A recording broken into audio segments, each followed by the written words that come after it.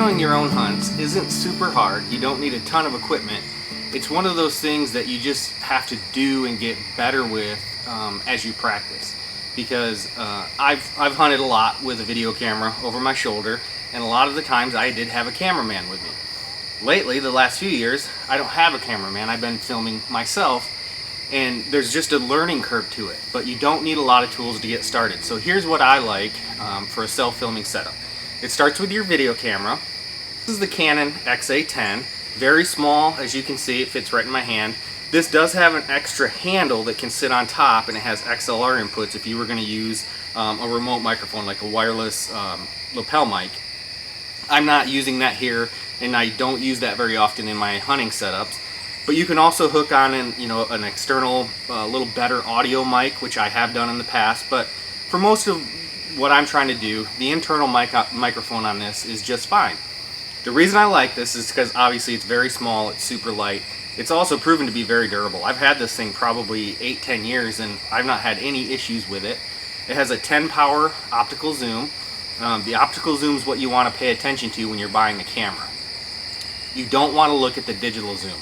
So if something says it has a 400 power zoom, that's probably digital. You want to read what says the optical zoom is, because you lose just a ton of quality once you start using a digital zoom, and especially in low light, it's not going to turn out the way that you want.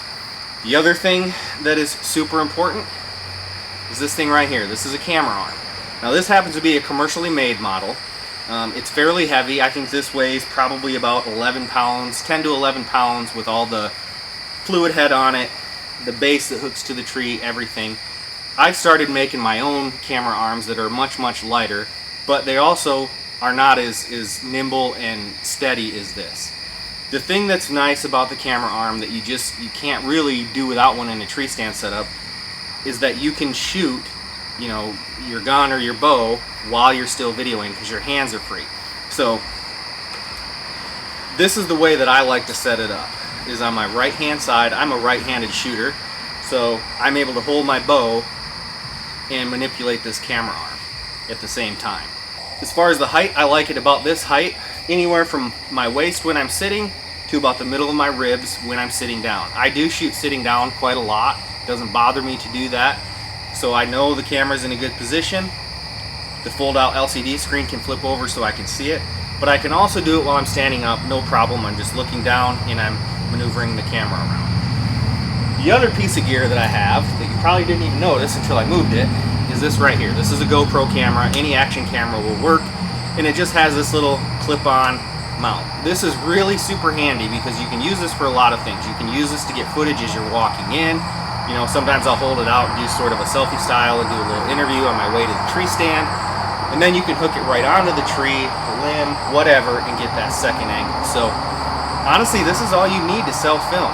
Obviously, you don't need the second angle camera, the GoPro. It's nice to have, but a small, portable video camera, a camera arm, I definitely recommend using a remote control that hooks into the camera so that you're able to zoom, focus, and hit record. Pretty much hands-free. You're able to use it with one hand. You don't have to be over here with your second hand. You're able to hold your bow or your gun, and it works really well. So this is all you need. This is my setup for self-filming.